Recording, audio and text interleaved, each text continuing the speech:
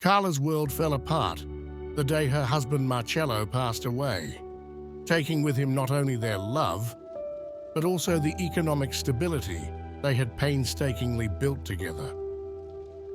Suddenly, alone and penniless, Carla had to find the strength to get back up, forced to return to her humble job as a bank cleaner, a place that had never brought her joy. If this story has already captured you, subscribe to the channel and activate the bell so you don't miss the next stories. Every day, Carla woke up at 5 in the morning, walking with her head down towards that large glass building.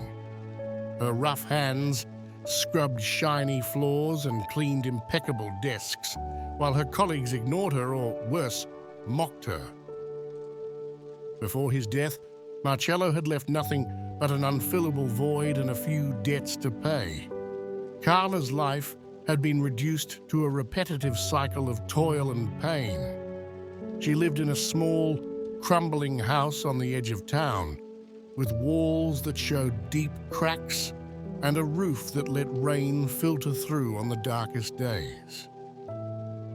Her only comfort was Marcello's old coat, which still retained his smell and which she wore even in the summer, as if it were a sort of invisible armor against the world. Then one day, while she was cleaning a desk in the most remote corner of the bank, she heard a whisper, a conversation that seemed not to concern her, but that changed everything. Some employees were talking about an unexpected inheritance, something that belonged to a customer of the bank.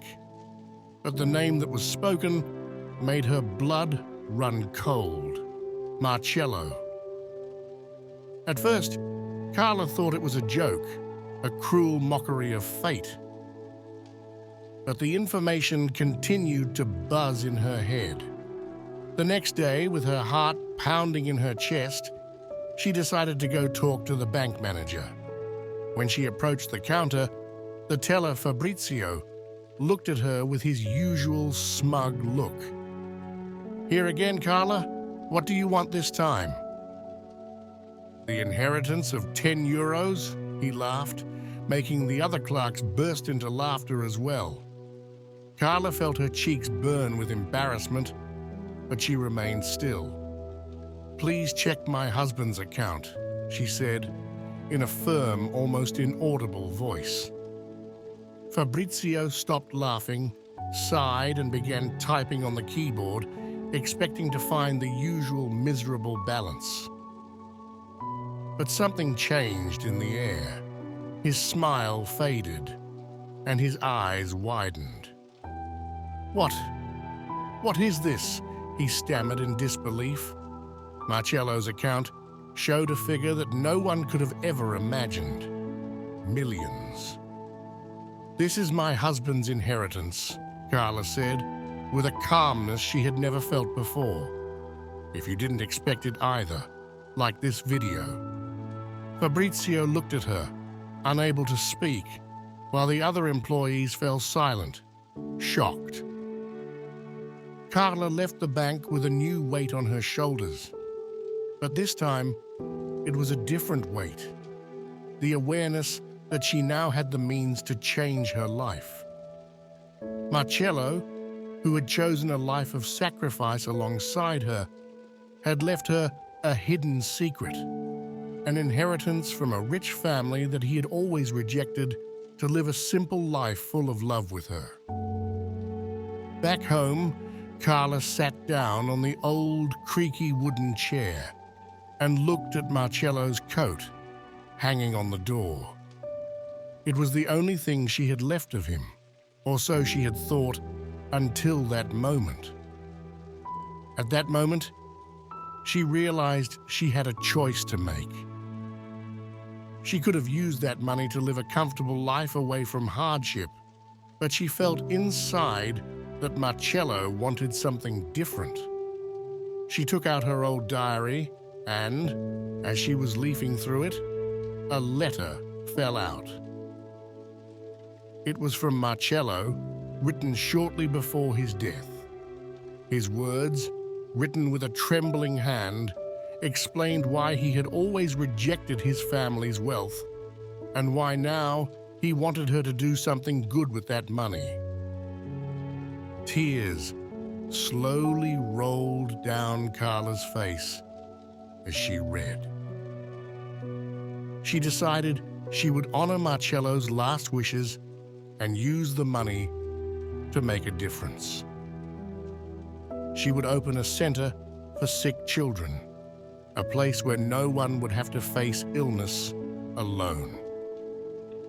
A few months later, Carla walked the halls of the new pediatric oncology center, her heart filled with a hope she hadn't felt in a long time. The walls were painted in bright colors.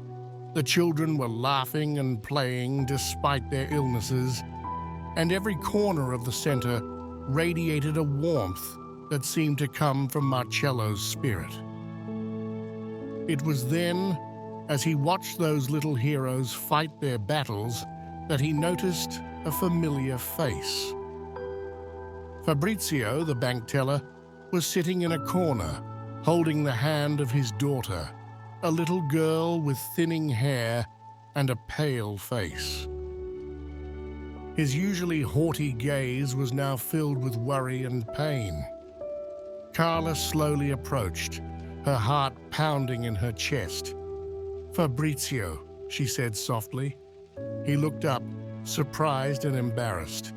"Carla," he began, but his voice broke as he watched his daughter, Elise, cough weakly. "Elise needs an expensive operation. I can't afford it," he admitted softly, looking down, unable to face his wounded pride. Carla, without hesitation, placed a hand on his shoulder. "I'll help you," she said firmly. Fabrizio looked at her in disbelief, his eyes filled with tears. "Would you really do this for us?"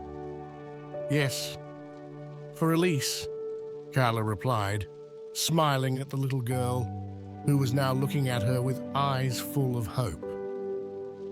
"Elise, are you ready to go back to playing and running like before?" The little girl nodded weakly, a small smile lighting up her face. Carla knew that helping Elise was just the beginning.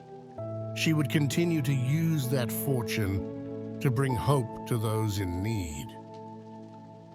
And as he walked out of the center that day, the sun broke through the clouds, casting a warm glow on the world. If you also believe that good can come from loss, leave a comment below. What do you think Marcello would have done with that inheritance?